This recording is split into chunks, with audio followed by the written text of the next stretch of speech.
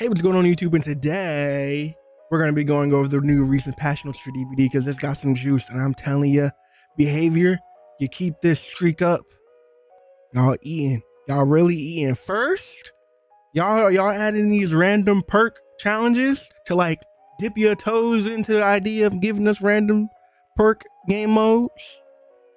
Let me find out you innovating. Let me find out. But anyway, let's get into this. First off, we're gonna get everything. We're gonna get the stuff out of the way. That's simple. First things first. We got server disconnect bots. So whenever somebody DCs, they're gonna get bots in. So that's great. That's great. Summer's upon us. The entity realm was heating up between the extra special guests making the list long way to debut in the return of the classic summertime event. Our next update is already packed with the content, but we're just getting started. We have loads of exciting features and balance changes in store for you, and we're going to dive into each of them today. So like I said earlier, we're getting the DC bots, so that's great. Report feedback, so that's great. I'll just read this part, even though it's simple. When you come across player behaviors in trial that don't comply with our game rules, we highly encourage that you report them. That said, we recognize that never hearing back from us on what was done with your reports doesn't exactly encourage that practice. This is why a team has designed a successful report feature. In the next update, you will notice a window appear when logging in if one or more of your reports had led to a ban. The message will show the date of the player and the ban of the reason for the date of the player ban and the reasoning for the banning. Note that if a player gets banned and unbanned multiple times, you as a reporter will get notified once per report. These feedbacks will apply both temporary and for things like harassment as well as permanent bans for cheating. We are consistently improving our anti-cheating security measures to prevent cheaters from playing in to begin with, but we want to reassure you that the cheaters are dealt with seriously whenever they manage to slip through. We are hoping that this feature will make reporting problematic in-game behaviors feel more purposeful and worthwhile. We're very grateful to all of you that are here, all of you out there who are investing your personal time and effort toward keeping our game safe and fun. Thank you for your help. All right, now to Onryo. Onryo got some buffs. I'm talking big ones, buddy. Big B buffs. When the Onryo's demanifested, she can now project herself to any TV around the map. This would inflict nearby survivors with a stack of condemned. In the process, we have made the significant changes to this mechanic. Let's get into it. Projecting to a TV now applies 3/4 of a stat to condemned to all survivors not carrying a cursed tape. Was 1 to a nearby survivors. So whenever she teleports, you're getting 3/4 of a stack. Oof, and that's all survivors. That's not carrying the tape. Okay. The time a TV is disabled after Onryo projects to it is reduced from 70 seconds was 100 seconds. This can further be reduced by using add-ons. The time a TV is disabled after a survivor removes the cursed tape has been increased to 90 seconds or 60 seconds. Projected now has a 15-second cooldown. Since there is no longer a range limit on the condemned effect, we need to limit how frequently can you happen. Okay. Understandable. Combined, these changes make it much easier to spread condemned while using your power in a way that feels natural. True. Let's get into it. Let's see some more. Cursed tapes has become more dangerous as well. Though holding a cursed tape may protect you from the condemned effect when Onryo teleports, they also come with their own risks. Getting hit with a basic attack while carrying a cursed tape will apply 1 stack of condemned. When a survivor carrying a cursed tape is flicked, all the survivors gain 1 stack of condemned and the tape is destroyed. Holding a cursed tape no longer passively builds condemned. Great. I feel like if it passively built it, that would have been a little bit too much. Cursed tapes can now be placed in any TV other than the one they retrieved them from. Good one. Taking a cursed tape is now a strategic choice you will need to make. The protection it offers may be beneficial for now, but is much more punishing if you're caught carrying one. You want to plan carefully and get rid of your tape if you fear the Onryo may be on her way. Okay. This is a nice little rework. Where's Blight one? Because like I saw someone on Twitter and I 100% agree. Blight is literally must have hit this man's hit his own code. He must have hit his code from the developers. This man is literally getting none. No. Add-ons. No. Actually, no. We just read it. Onryo can no longer be sent while the manifested chases and are prevented when the manifested, making it more difficult to keep track of the Onryo's position. The manifesting now removes bloodlust similar to other killer powers. Okay. Lastly, some add-ons. We have done a balancing passing Onryo's add-ons, bringing her highest and lowest performing add-ons closer in line with the rest of the options. Now, I'm assuming the highest and lowest. I am wondering if this is going to hit the condemned playstyle, which I'm assuming it is. Like that playstyle with 2 add-ons that make it so if you heal, you get a stack. And the other ones, I forgot both of this. I don't play those. I don't play her, and I don't play that playstyle because I don't have her. But those add-ons that you use to like make people get condemned when they heal each other and stuff like that, I wonder if those hit those. They hit those, we'll see. There's no information. But some important stuff we're about to talk about that will change the way you play the game. We've all been in that situation before. A survivor runs toward the hooked friend, but the killer is nearby, so you both play a thrilling game of unhooked chicken. The survivor attempts to trick the killer into swinging so they don't get grabbed. Meanwhile, the killer tries to predict when the survivor may commit to the unhook to grab them and prevent the save. Beyond this scenario, leading to some very awkward gameplay, this also makes it possible for a face-capping killer to potentially defend the hooked survivor and put a second survivor into the dying state while they're at it. In the next update, we are removing grabbing unhooking survivors. In practice, this means that the awkward mind game when unhooking has been eliminated. Be warned, however, you are still not safe while unhooking, so you may succeed in rescuing the unhooked survivor. The hooked survivor, I apologize. The killer is still able to hit you twice before you can make an escape. In most cases, you will trade your safety for your friends. Brand new parts. This deserves to be read as well. In the recent months, brand new parts have once again become a hot topic for discussion.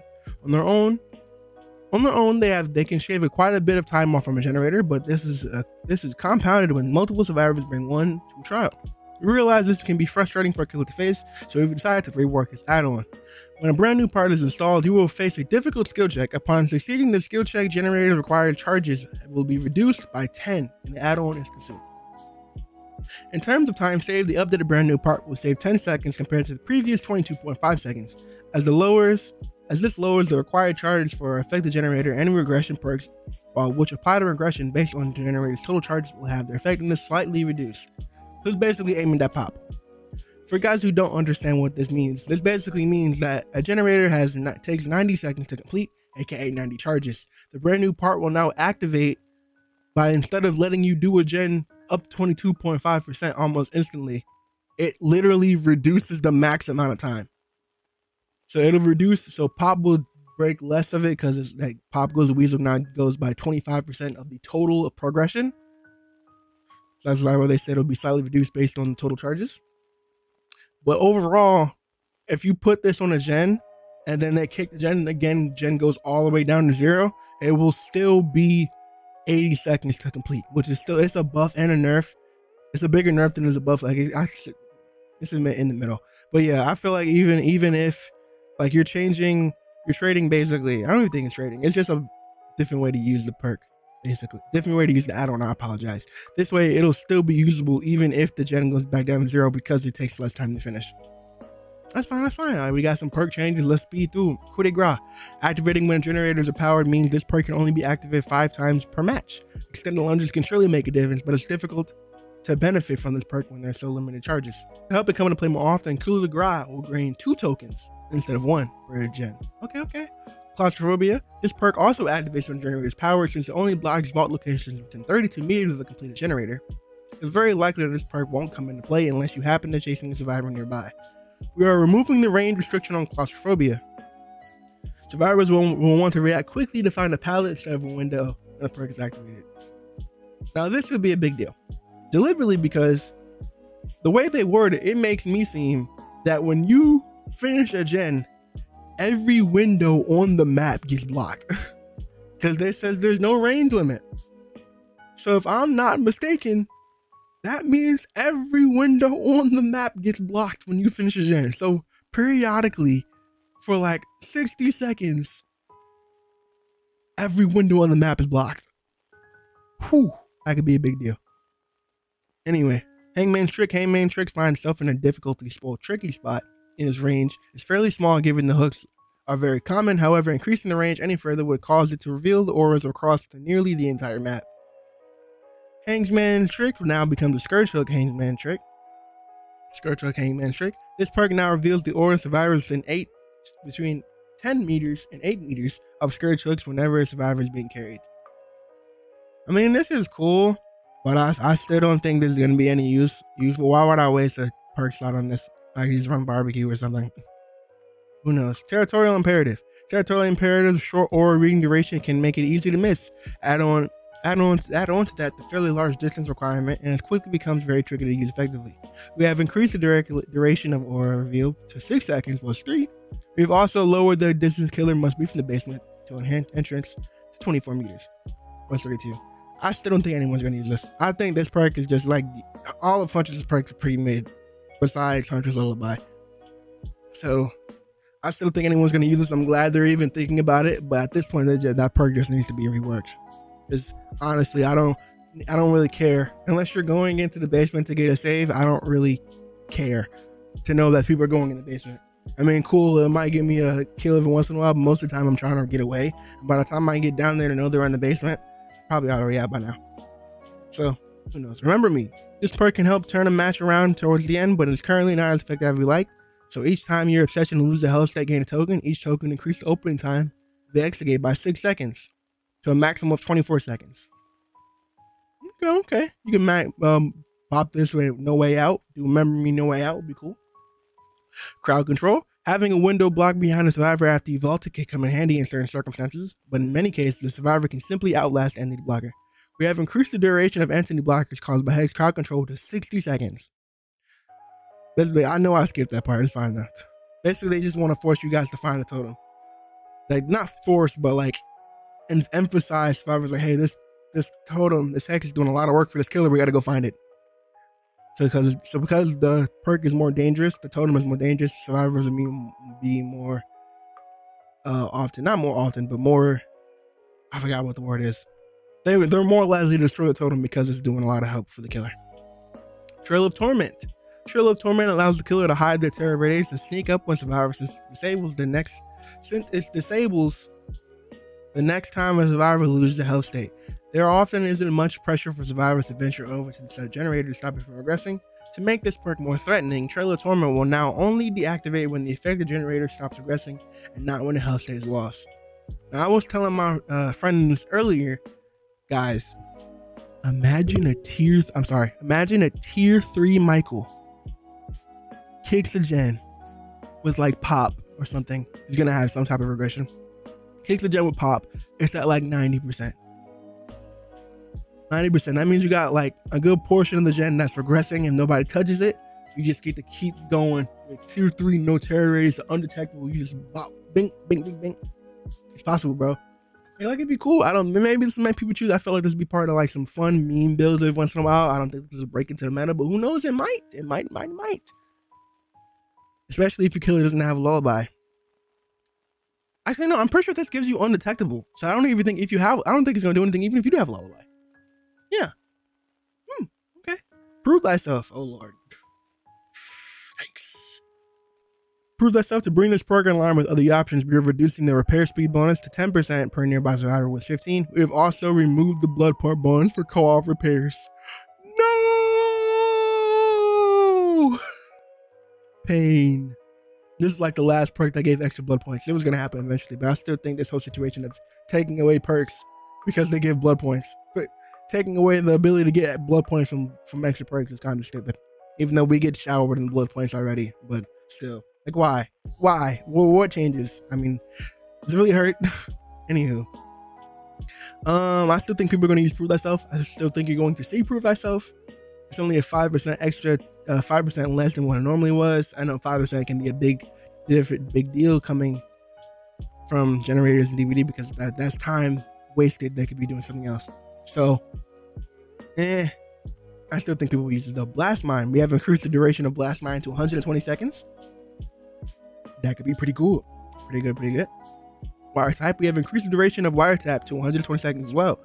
We have normalized the activation requirements and text decryptions between Blast Mine and Wiretap, meaning Wiretap will now activate after 50% worth of generator repairs. Was 33. Okay. Wiretap is still a pretty good perk. Saboteur. The hook breaking heroes out there will know that even a fraction of a second can make the difference between sabotaging a hook and getting hit. When you're swinging in for the save or you want to get the job done as quickly as possible, we have reduced the time it takes to sabotage a hook within a toolbox to 2.3 seconds was 2.5. We have also adjusted the cooldown for this perk to 60 seconds. So tier 1 and 2 versions of the perk can be used more frequently. Let's be honest here. Who's really using tier 1 or tier 2 versions of the perk? I mean, I guess this is cool, but like, let's all be honest here. People that are playing the game long enough and even taking the chance to use Saboteur probably already have purple. That was my biggest gripe because it's so. I feel like they should change it so even if you don't break a hook, the timer shouldn't happen. Because there's been times, multiple times, when I get an unhook and I go to heal my teammate and I accidentally hit break hook, and then I get a 60-second cooldown. I'm like, bro, I wasn't even trying to break it. I think it's kind of stupid that it uses itself even if you don't break the hook, but neither here nor there. Clairvoyance or reading can be handy, but there's only so many totems to go around. Clairvoyance will now activate upon blessing a totem in addition to cleansing a totem. Now this is something I'm interested in. Breakout. Breakout helps you save a friend by putting yourself in harm's way. With the spacing between hooks, it can be very difficult for a survivor to wiggle out before getting hooked. Though we don't want this to be too common, we found that it wasn't coming into play too often. Breakout now increases the wiggle speed by carry survivor by 25%. Was 20. However, to make this more risky, Breakout now activates within 5 meters plus 6 range. Was 6.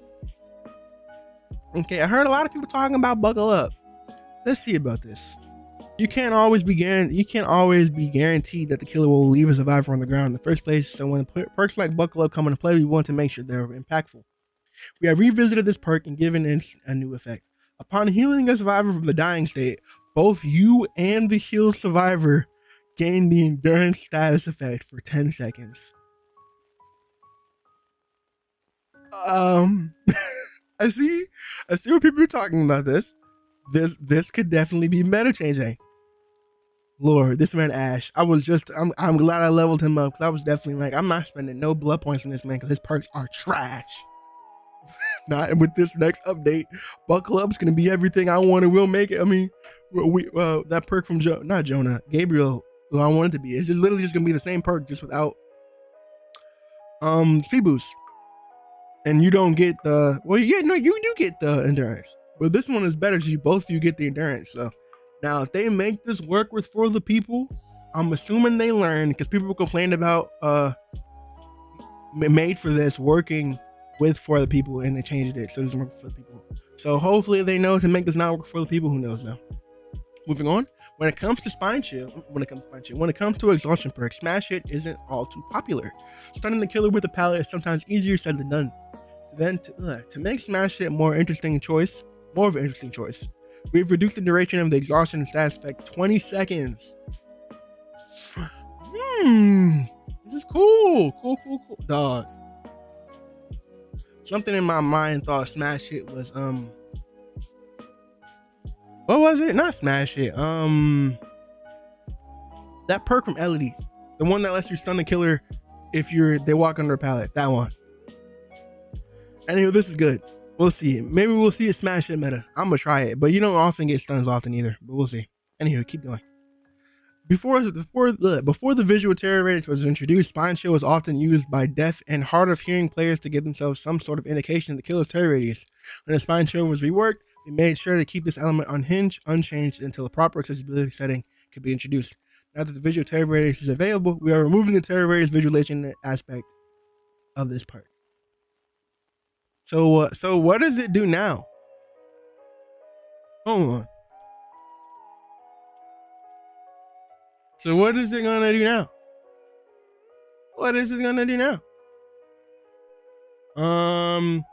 If the killer is in 36 meters of you, Spine Shield will light up. If the killer is within range, looking at you or in a clear line of sight, you benefit from the following effects. Okay. No, it's still not bad. So you just don't get the visual terror radius. I genuinely forgot what else Spine Shield did besides show the terror radius. So that's good.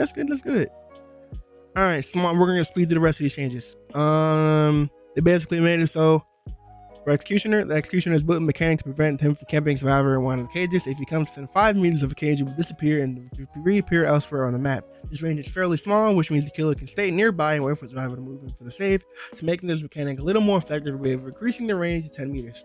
Okay, we have a number of changes to Spirit add-ons. Good. I'm not gonna read through this guy. Don't play Spirit. Jesus Christ, Lord, these are a lot of changes.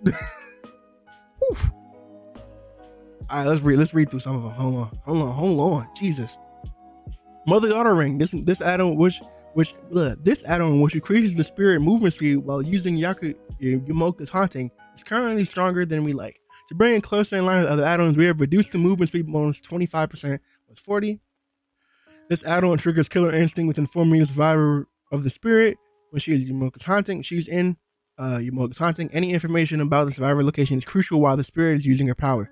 Given this fairly large range, this add-on is being overperforming. We have reduced the range of Dry Cherry Blast from 3 meters to 4 meters. Okay, that's pretty cool.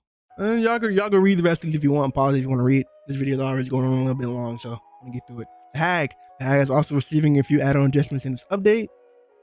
Okay. Waterlogged shoes remove the Hag's ability to teleport to phantasm traps, but slows nearby survivors while providing their Hag with a permanent movement speed boost. This isn't doing as well as we like, so we've increased the movement speed to 7.5 was 4.5. Okay. This add-on allows the Hag to teleport to any Minrag. This add-on allows the Hag to teleport to any phantasm trap in the trial, even if they haven't been triggered, but with a 15-second cooldown. This can allow for some interesting mind games, but the long cooldown can make it very punishing if you use it at the wrong time. You reduce the cooldown to 10 seconds. Alright. Half Shell Egg now increased the Phantasm trap duration by 45% once 30, and Cracked Turtle Egg now increased 55% once 35. Okay. Cold Wind farm updates. We're gonna read this whole thing because Cold Wind is terrible. So here we go. As announced during this year's anniversary broadcast, we are planning to regularly revisit and rebalance the existing maps. First upon our to-do list this year is Fractured Cowshed and Rancid Abattoir. For Fractured Cowshed, we have found that this map leaning too heavily in favor of survivors. There are a few causes for this. First, the most useful tiles form a big ring around the entire map. This made it very easy for survivors to run from one pile to another with little risk of being caught in between. Second, the barn itself was fairly strong setup for survivors, allowing them to waste quite a bit of the killer's time before leaving. Third, the center of the map is mostly empty, featuring only corn. Once any generator in the corn is completed, the killer has to patrol a big circle around the entire map to find survivors, making it very time-consuming. To remedy this, we have made a significant layout change to the map, breaking up the stronger outer ring of tiles in the process. Additionally, we have made some adjustments to the layout of the barn itself, which is now slightly closer to the middle of the map to reduce its strength. Okay, so this palette is new. I'm assuming this is an unbreakable door, so this is kind of cool. So you can mine a game right here. Okay. I still don't understand why they changed Rancid Abattoir, but it's fine. Move. As for Rancid Abattoir, depending on how the map is generated, the slaughterhouse could feature a strong setup for survivors, allowing them to waste a good amount of the killer's time. Additionally, the large freezer in the center of the building features a single entrance and nothing important to gameplay, i.e. no pallet windows, leaving little reason for anyone to explore it. We have updated the layout of the slaughterhouse to make stronger setups less effective. We have also opened the wall in the back of the freezer to allow players to navigate more easily. Okay. Across the entire realm, you'll notice updated coin tiles with added detail, as well as updated edge tiles along the map's outer fences. Overall, this is pretty good changes. I'm glad they did some changes to freaking Cowshed. It needed to. I don't know why they did Rancid Abattoir. Good changes for Spirit. Still don't understand why freaking Blight has got nothing. Like I said, I feel like they legitimately, like Blight went into Behavior Studios and hit all of his code so they couldn't change anything. So, who knows? Good Onryo changes. I don't play her. I might though. I might buy her because she's on sale. So let me know you guys' thoughts in the comments below. I appreciate you guys watching this video. Have a good one. I can't wait to see you in the next one. Easy. Peace.